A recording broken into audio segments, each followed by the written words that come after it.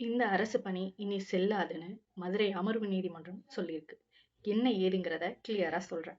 இப்ப ரீசென்ட்டா கொஞ்ச நாளைக்கு முன்னாடி நம்ம முதலமைச்சர் கரூருக்கு போயிருந்தாரு. அங்க முக்கியமா கரூர்ல மக்கள் கிட்ட பேசிட்டு, அந்த கரூர் ஸ்டாம்பேட்ல உயிரிழந்த குடும்பத்தார்ல இருக்கக்கூடியவங்களுக்கு அரசு பணியையும் வழங்கியிருந்தாங்க. இப்போ அது செல்லாதுன்னு மதுரை அமர்வு நீதிமன்றம் சொல்லியிருக்கு. என்ன காரணத்தோட சொல்லியிருக்காங்க அப்படின்னு பார்த்தீங்கன்னா, அரசு பேருந்துகள்லலாம் நெறைய பேர் வந்து சாகுறாங்க. அப்ப அவங்க எல்லாத்துக்கும் பணி நியமனம் குடுத்துருவீங்களா? அப்படிங்கிற கேள்வியோட இந்த கரூர் மக்களுக்கான அரசு பணிய ரத்து பண்ணியிருக்காங்க. சரி, இப்ப இதுல தாவேகா அரசினுடைய நிலைப்பாடு என்ன? அவங்க என்ன செய்ய போறாங்க? அப்படிங்கிறது தான் மிகப்பெரிய கேள்விக்குறியா இருக்கு.